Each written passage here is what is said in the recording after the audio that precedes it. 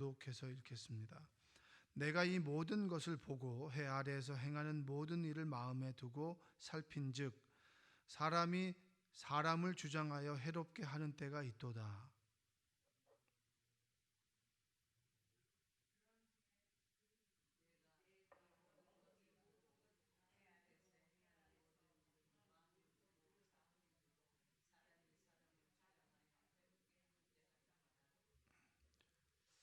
구절 제가 잘못 읽었나요?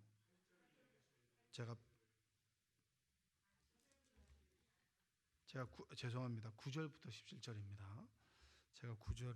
제가 10절 읽을게요.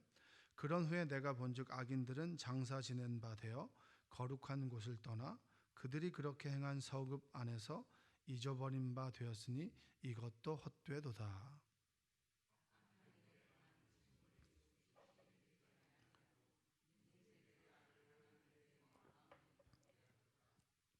죄인은 100번이나 악을 행하고도 장수하거니와 또한 내가 아노니 하나님을 경외하여 그를 경외하는 자들은 잘 될 것이요.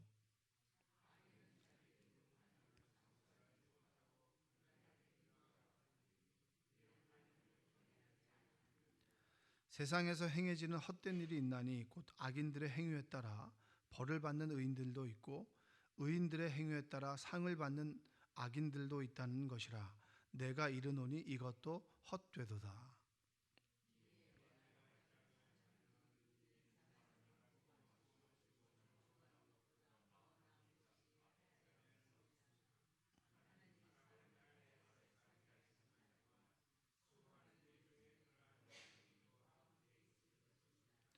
내가 마음을 다하여 지혜를 알고자 하며 세상에서 행해지는 일을 보았는데 밤낮으로 자지 못하는 자도 있도다.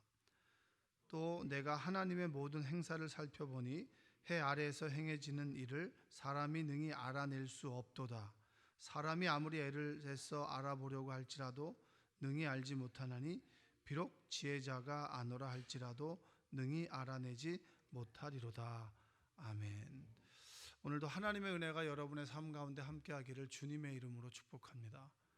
어떻게 요즘 잘 지내고 계신가요? 여러분의 영적인 그런 상태는 어떠신가요? 늘 주님을 구하는 삶을 살아가십니까? 아니면 흘러가는 대로 그냥 흘러가십니까?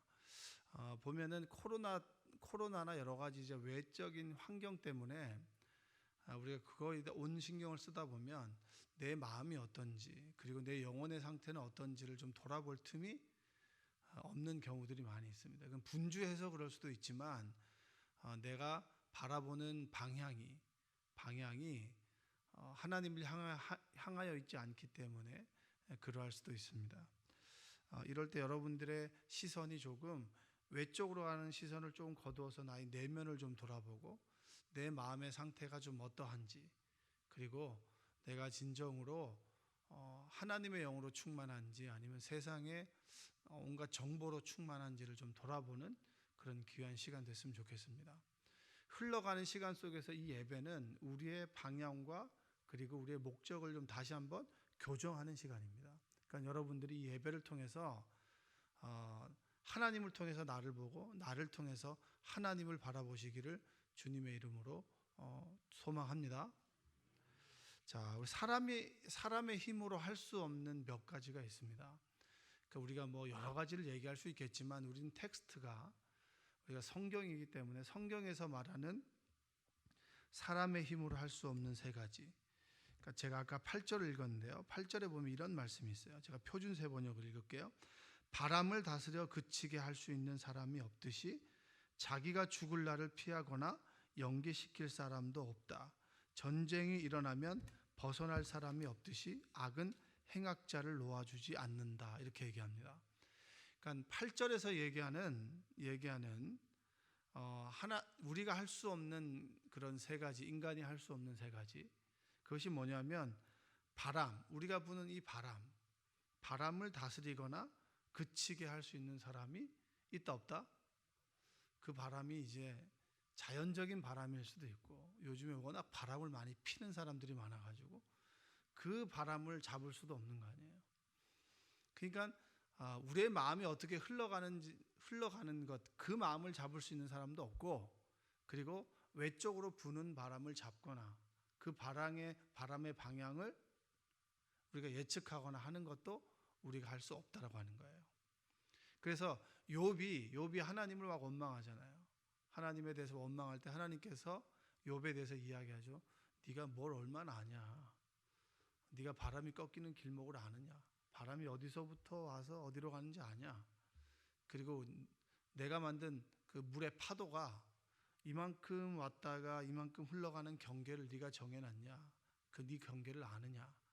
그러니까 그 얘기를 계속하는 이유는 네가 나에 대해서 안다고 세상에 대해서 안다고 말하는 그 알미 아주 미천하다는 거예요. 여러분들이 하나님을 알면 알수록 내가 할 수 있는 것과 할 수 없는 것을 구분할 수 있는 지혜가 있기를 주님의 이름으로 축원드립니다. 그리고 내가 아는 것과 모르는 것, 이것을 구분해낼 수 있는 지혜가 있기를 원합니다. 그러니까 하나님과 내가 무엇이 다른지를 명확하게 구분할 수 있어야 거기서부터 믿음이 시작되고 그리고 하나님을 찾고 부르짖는 것이 시작된다라고 하는 것을 좀 깨닫는 은혜가 있길 바라요. 여러분, 코로나가 무섭죠. 그렇죠. 약이 없기 때문에. 그런데 코로나보다 더 무서운 것이 더 많습니다. 세상은. 그리고 코로나에 묻혀 있지만 우리의 믿음 없이 살아가는 삶의 모습도 코로나보다 더 무서운 거예요.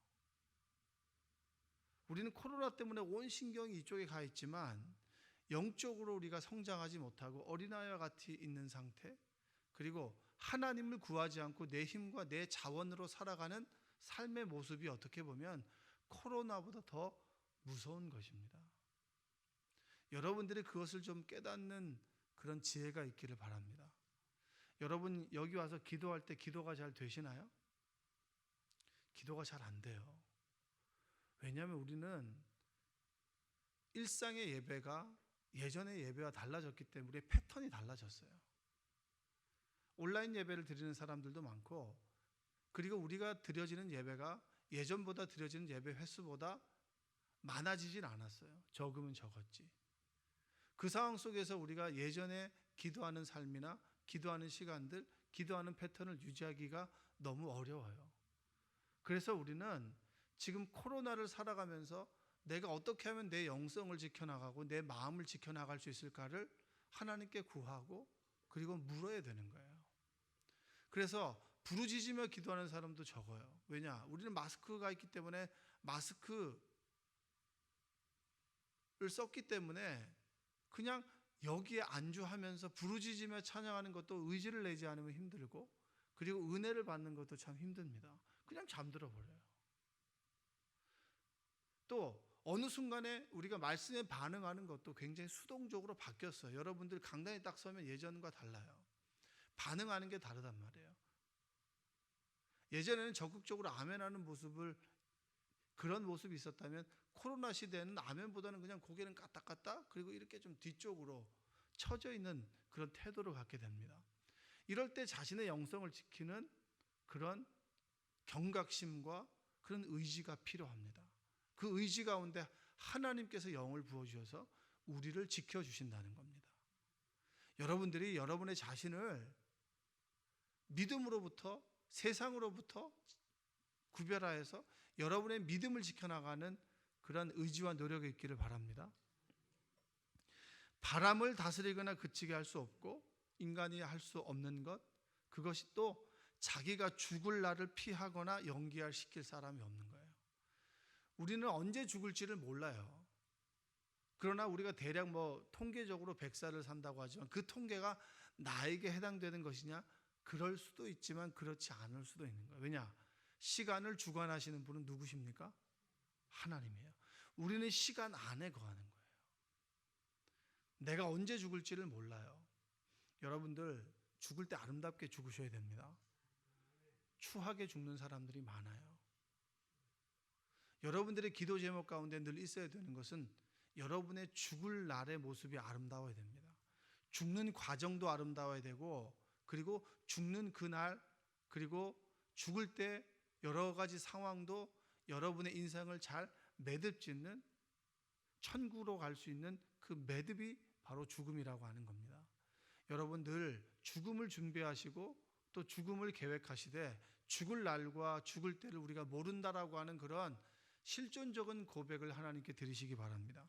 그리고 전쟁에서 자유로울 사람이 없어요. 여러분 코로나에서 자유로울 사람이 있어요, 없어요? 지금 코로나 전쟁이잖아요, 전쟁.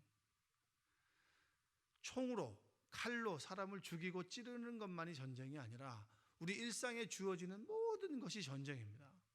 내가 살기 위해서는 이 사람을 짓밟아야 되는 거예요.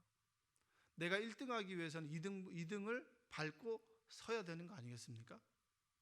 공동 1등은 재미없잖아요. 근데 너 열심히 했어요. 공동 1등에서 공동 1등 상을 30명 주면 누가 1등 하려고 합니까? 그냥 가만히 있어도 30명에 대한 상을 주는데, 자, 전쟁에서 자유로울 자가 아무도 없다. 이 얘기는 뭐냐면 우리와 하나님과의 차이점이 분명하다는 겁니다. 바람의 길을 아는 사람이 누구예요? 하나님. 답은 하나님의 얘기하세요. 바람의 길을 아는 사람이 누구예요? 우리 죽을 날을 아는 사람이 누구예요? 그리고 전쟁에서 자유로운 자가 누구예요? 하나님이죠. 그러니까 우리의 한계를 깨닫는 그 순간에 우리가 누구를 바라보게 되느냐? 하나님을 바라보게 되고 하나님을 부르짖게 되고 하나님을 찾게 된다. 할렐루야. 여러분 매 순간 하나님을 부르짖고 찾게 되는 여러분 되시기를 주님의 이름으로 축복합니다. 17절을 한번 읽어볼까요? 17절 읽겠습니다. 시작. 또 내가 하나님의 모든 행사를 살펴보니 해 아래에서 행해지는 일을 사람이 능히 알아낼 수 없도다. 사람이 아무리 애를 알아보려고 할지라도 능히 알지 못하나니 비록 지혜자가 아노라 할지라도 능히 알아내지 못하리로다. 자, 17절에 하나를 더 얘기하는 거예요. 이 세상에서 이루어지는 모든 일들을 우리가 이해할 수 있다 없다? 없다는 거예요. 어느 정도 우리가 인식의 범주 내에서 이해할 수는 있어요. 그러나 우리가 인정해야 되는 것은 이 세상에서 이루어지는 일들을 우리가 이해할 수 있다 없다? 없다. 왜 코로나로 인해서 이런 일이 벌어지는지 우리가 이해할 수 있어요 없어요? 없어요. 그런데 코로나를 지나면서 코로나가 나쁜 것만은 아니다라고 하는 것은 우리에게 일깨워져요. 그 전까지 우리가 개인 위생에 대해서 그렇게 무심했다면 코로나를 지나면서는 뭐예요? 계속 소독하잖아요.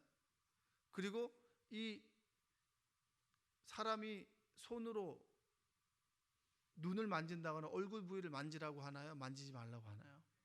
만지지 말라고 하죠. 균이 우리 몸에 침투하는 그 기관 중에 하나가 눈 아니겠습니까? 눈, 코, 입. 그러니까 그런 거 만지지 마라. 위생적으로는 좋죠. 그리고 알겠지만 인간과 동물이 공존하다가 가장 동물에게 무서운 존재가 누구예요? 인간이잖아요, 인간. 인간에게도 가장 무서운 존재가 누굽니까? 인간이에요, 인간. 동물이 뭐 우리를 얼마나 해야겠어요? 여러분, 백상아리가 우리를 갖다가 뭐 식인이라고 얘기하지만 밝혀진 이론에 의하면 백상아리는 심해에서 육식보다는 해초류를 먹기도 한다고 합니다. 그러니까 우리가 잘못하는 게 있는 게 조스가 막 사람을 막 덤비고 이런 건 우리가 만들어내는 가상의 조스지 실제로 동물은 그렇지 않다는 거예요. 가장 두려운 건 사람입니다. 그러니까 이 세상에서 이루어지는 일들을 우리가 알 수 없다. 오늘 친했던 이 사람이 내일 나를 배신하게 될지, 우리가 흔히 얘기하잖아요. 가장 친했던 사람이 등에 칼 꽂는다고. 뭐 그런 얘기 하잖아요. 근데 이 사람이 변할지 안 변할지는 몰라요. 그냥 통계적으로 어떤 사람의 경험에 의존하는 것이지 그 사람이 변하지 않을 수도 있는 거예요. 또 변할 수도 있는 거예요. 그래서 고백하는 건 뭡니까? 이 세상에서 이루어지는 일들을 우리가 이해할 수 있다 없다? 없다. 이 얘기는 뒤집어 놓고 얘기하면 이 세상에서 이루어지는 일들을 이해하고 주관하시고 인도하시는 분이 누구십니까? 하나님이라고 하는 사실입니다. 우리가 시편과 그리고 잠언과 전도서를 읽을 때마다 지혜가 뭡니까? 저는 지혜가 어떻게 정의해야 될지 모르겠어요. 솔직히 말해서. 지혜는 하나님을 경외하는 것부터서 나오고 지혜의 근원 되신 하나님, 이렇게 그냥 대략적으로 정리하지만 저의 구분점은 뭐냐면 내가 할 수 있는 것과 없는 것을 구분하는 것, 하나님만이 할 수 있는 것과 내가 할 수 있는 것의 범위를 정해가는 것, 그 범위를 인정할 때 우리가 하나님을 비로소 부르짖게 되고 구하게 되고 찾게 된다라고 하는 것, 그리고 그분을 경외하는 마음은 내가 할 수 있는 것과 없는 것, 하나님과 나의 차이점을 아는 데서부터 바로 경외감이 시작되는 겁니다. 왜 여러분들이 이 자리에 나와서 기도하는 거예요? 기도는 왜 하는 겁니까? 기도는 하나님과 대화이다. 좋죠. 근데 기도의 시작은 내가 할 수 없는 것을 나보다 더 위대하고 크고 힘 있는 자에게 부탁하여 이루고자 하는 그 마음이 기도의 시작이에요. 그렇다 보니 그분 안에서 안정감과 평안함을 느끼게 되고 하나님이 나와 함께 계신다라고 하는 걸 고백하게 되니 뭐예요? 그때부터 아버지와 대화하게 되는 거죠. 이분은 무슨 생각을 하게 될까? 이분의 삶은 어떨까? 이분은 어떤 철학과 그리고 어떤 삶의 궤적들을 하고 살아가는 것인가? 알게 되죠. 그리고 대화하는 거 아니겠습니까? 여러분, 우리와 하나님과의 차별점이 무엇인지, 차이점이 무엇인지를 깨닫는 지혜가 여러분에게 있기를 주님의 이름으로 축복합니다. 자, 여기서 참 재미있는 게 있어요. 참 재미있는 게 뭐냐면 이 부분이에요. 왜 사람들이 서슴지 않고 죄를 짓느냐라고 하는 거예요. 이 질문을 본문에서 하고 있어요. 요즘에 범죄가 정말 극에 달하잖아요. 그렇죠? 온라인으로 사람의 인생을 좌지우지하기도 하고, 그리고 요즘에 워낙 그 이혼 가정이 많잖아요. 이혼을 하고 싶어 하는 사람이 누가 있겠습니까? 여러 가지 어려움과 눈물 속에서 이혼을 했고 다시 한번 새롭게 가정을 꾸려보려고 시작했는데 그 가정 속에서 벌어지는 일들이, 극악한 일들이 참 많이 있지 않습니까? 정말 제가 이 뉴스만 봐도, 제목만 봐도, 물론 이것은 기자들이 사람의 이목을 끌기 위해서 제목을 자극적으로 뽑는 것도 있어요. 그런데 그 기사 안에 보면 그 내용 자체가 너무 자극적이에요. 자극적이고 정말 저게 사람인가 할 정도의 그런 일들이 서슴지 않고 일어나게 됩니다. 그럴 때 우리는 질문할 수 있어야 돼요. 왜 하나님이 저런 것들을 데려가지 않으시는가? 저런 극악한 일들을 벌어질 때 하나님께서 이 천둥과 같은 번개를 내리셔서 그 사람을 데려가야 되는 것은 아닌가? 라고 하는 고민을 여러분 해보셨어요? 안 해보셨어요? 한 번씩은 한번 해보셨어요? 하나님 뭐 하시나 저런 사람 데려가지 않고, 귀신은 뭐 하나 저런 거 안 잡아가고, 이런 얘기 하잖아요. 그 질문은 우리만 한 게 아닙니다. 솔로몬도 한 거예요. 우리가 11절을 한번 11절 읽어보겠습니다. 악한 일에 관한 징벌이 속히 실행되지 아니하므로 마음이 담대하도다. 이거 아주 쉽게 얘기하면 이거예요. 사람들은 왜 서슴지 않고 죄를 짓는가? 악한 일을 하는데도 바로 벌이 내리지 않기 때문이다. 어떠세요? 이 말이 맞는 것 같으세요? 안 맞는 것 같으세요? 만약 우리가 잘못한 것에서 바로바로 교정을 받는다면 세상이 악해질까요? 악해지지 않을까요? 근데 죄에 대한 교정은 뭡니까? 죄에 대한 교정은 회초리예요. 그건 자식에게 주는 건 회초리지만 죄인에게 주는 건 뭐예요? 죄인에게 주는 회초리는 사망이에요. 죄의 삭은 뭐죠? 사망이잖아요. 자식이 잘못하면 자식은 죄인이 아니잖아요. 얘가 조금 한순간에 좀 실수한 거죠. 걔는 죄인이 아니에요. 어떤 자식이 죄인은 자식이 어디 있어요? 부모가. 그 부모가 문제가 있는 거죠. 지은 죄에 대한 벌을 받아야 될 때가 우리는 언제인지 몰라요. 근데 가만히 생각해 보면 왜 사람들이 죄를 서슴지 않고 짓게 되느냐? 바로 벌을 내리지 않기 때문이다. 근데 이게 굉장히 큰 축복인 거 아십니까?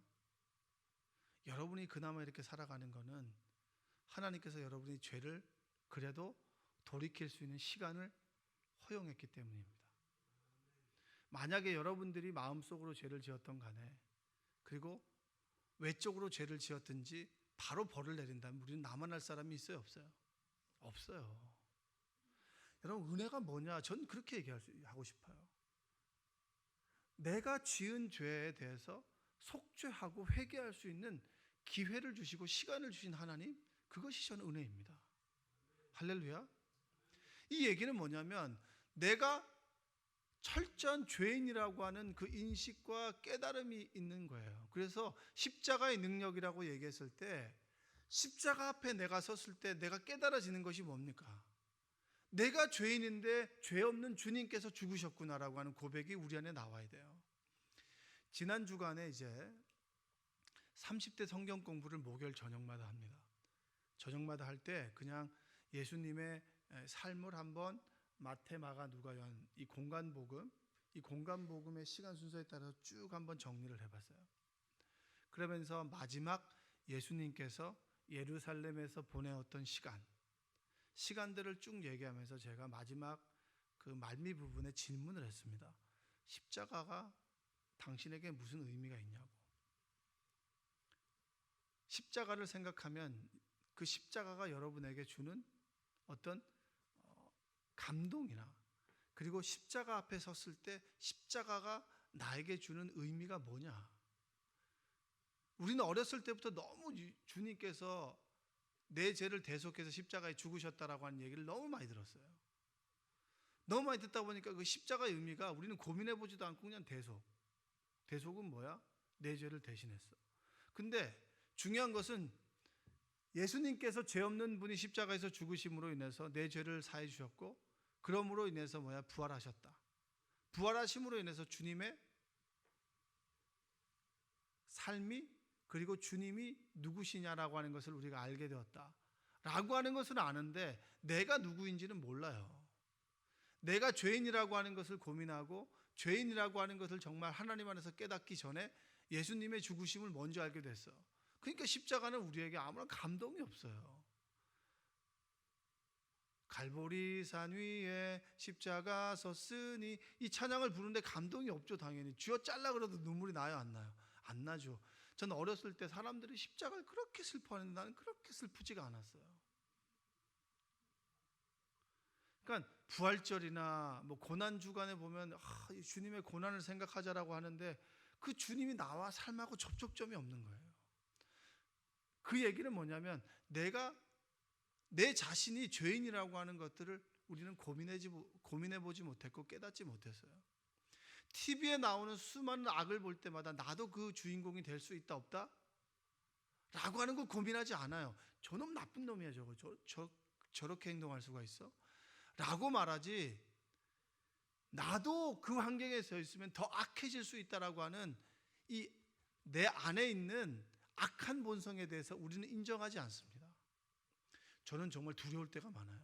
TV에 나오는 악한 모습이 내 모습이라고 느껴질 때가 있어요. 그만큼 내가 철저하게 악에 물들어 있다라고 하는 겁니다. 여러분들이 그런 악인이라고 하는 것, 죄인이라고 하는 것, 그것이 나의 본성이라고 하는 것을 인정해주는 그런 믿음의 고백이 있기를 주님의 이름으로 축복합니다.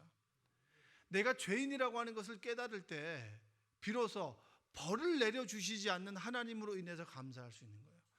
너가 왜 벌을 받지 않아? 라고 하는 것이 아니라 너에게 죄에 대한 징벌이 조금 미루어졌듯이 나에게도 미루어졌구나라고 하는 그런 고백이 있을 때 하나님 참 감사합니다 라고 하는 믿음의 고백이 나오는 거예요. 여러분은 정말 선한 얼굴을 하고 있지만 악한 사람들이에요. 그럼 여러분들은 저한테 목사님도 마찬가지예요. 마찬가지죠. 그러니까 도찐 개찐인 거예요. 도찐 개찐. 그러니까 여러분, 저 사람이 왜 저런 행동을 해? 라고 했을 때 그냥 여러분의 모습 중에 하나인 거예요. 그러니까 너무 미워하지도 말고, 그리고 싫어하지도 말고, 또 그런 사람이 되려고 너무 노력도 하지 마세요. 원래 그래 라고 하면서 자신의 모습을 또 합리화시키지 마세요. 그건 그리스도인의 모습이 아닙니다. 하나님께서 나에게 징벌을 미루어 주셨다. 죄의 삭은 사망이고 사망 이후에는 심판이 있죠. 천국과 지옥에 대한 심판이 있는 거예요. 그 심판을 조금 보류해 주시고 그 심판으로부터 패스 오버할 수 있는 기회를 주신 하나님, 그것이 하나님의 은혜입니다. 할렐루야. 여러분들이 은혜를 입고 살아가는 사람들이에요. 근데 마귀는, 세상은 우리가 그러한 모습이라고 하는 것을 잊게 만들고 하나님의 은혜보다는 나는 꽤 괜찮은 사람이야 라고 하는 걸 끊임없이 심어줘요. 그래서 세상을 쫓아간다라고 하는 이야기는 뭐냐면 하나님의 은혜에서 멀어지고 늘 악의 길을 쫓아간다라고 하는 것입니다. 돌이킬 수 있는 자신 안에 내 내면을 돌아볼 수 있는 여유를 주지 않고 생각을 주지 않고 무엇에 자꾸 빠지게 해요. TV에 빠지게 하거나 그리고 내가 좋아하는 그런 본능에 충실하게 하거나 세상이 주는 유혹은 바로 그런 겁니다. 내가 죄인이라고 하는 사실을 잊게 하고 하나님을 바라보지 못하게 하는 거. 여러분, 코로나로 인해서 우리가 정말 분주해요. 생각들이 분주해요. 삶의 모습이 아주 단조로워지기보다는 오히려 더 복잡해졌어요. 왜냐? 이 사람과 가까이 해야 되나? 내가 이곳을 가야 되나 말아야 되나? 그렇다 보니 정말로 중요한 것, 애를 목욕시키다가 애까지 버리게 되는 그런 일들이 벌어지게 됩니다. 이 서양 속담이에요. 애를 목욕시키려다가 애까지 버린다는 거예요. 목욕물을 버려야 되는데 애까지 버리는 거죠. 여러분, 코로나 시대에 우리가 정말 조심해야 될 것이 무엇이겠습니까? 믿음을 잃어버리지 않고 하나님을 잃어버리지 않는 그런 경각심이에요. 병은 걸릴 수 있죠. 그러나 코로나는 전염 때문에 무서운 것이지만 더 무서운 것은 내 믿음에 대한 안일함, 하나님에 대한 그 안일함, 죄에 대한 경각심이 사라지고 그냥 흘러가는 대로 흘러가는 것. 지금은 여러분 어떻게든지 예배를 붙잡고 내 믿음을 지켜야 되는 때예요. 믿음의 성장이 일어나기보다는 내 믿음을 지키기 위해서 끊임없이 달려가야 되는 때가 지금인 줄로 믿습니다. 여러분들이 여러분의 믿음의 상태를 온전히 깨닫고 하나님 주시는 그런 마음을 통해서 내 믿음이 이 정도밖에 되지 않는구나. 내가 정말 믿음을 지켜야겠다. 하나님을 지켜야겠다. 하나님을 지킨다라고 하는 것은 그 하나님께서 내 마음을 지켜주시고 내 삶을 지켜주시고 내 인생을 인도해 가신다라고 하는 그런 고백이에요. 여러분들이 내가 은혜 받은 사람이구나. 진정의 벌을 받아도 엄청난 벌을 받아야 될 사람인데 하나님께서 돌이킬 수 있는 기회를 주시고 그리고 예수 그리스도를 구주로 고백함으로 인해서 하나님의 의가 나한테 임했는데 나는 돌아보니 죄의 상태에 있는 그대로 있다. 날마다 주님 앞에 섰을 때 하나님 앞에 서니까 내가 이런 죄가 보이네. 하나님 회개합니다. 하나님 내가 이런 생각을 하고 살았는데 회개합니다. 회개를 통하여 하나님의 영이 우리에게 임하고 하나님의 영이 충만함으로 우리가 날마다 그리스도인의 모습으로 달라지게 되는 은혜가 여러분에게 있기를 주님의 이름으로 축복합니다. 기도하겠습니다. 사랑과 은혜가 풍성하신 아버지 하나님 감사합니다. 주님께서 죄로 인해 죽을 수밖에 없고 죄로 인해서 매질을 당할 수밖에 없고 그리고 철저하게 뼛속 깊이 죄에 물들어 있는 우리를 하나님의 자녀 삼아 주셔서 날마다 죄를 깨닫게 하시니 감사합니다. 철저한 죄인인 줄 알았는데 하나님께서 우리를 아들이라 여기시고 딸이라고 말씀하십니다. 이게 얼마나 감격스러운지요. 나의 공로가 없고 행한 것이 없는데 하나님의 자녀 삼아 주신 것이 너무나 고맙고 감사. 우리가 하나님께 드릴 것은 눈물과 그리고 찬양과 예배밖에 없는데 우리는 그것 또한 등한시하니 얼마나 한심합니까? 아버지 하나님, 우리를 불쌍히 여겨주시고 철저한 죄인이고 죄 가운데 살아갈 수밖에 없는 우리가 구원받았으니 구원의 감격이 십자가의 능력이 온전히 우리 안에 회복될 수 있도록 주여 도와 주시옵소서. 예수님의 이름으로 기도합니다. 아멘. 자, 여러분들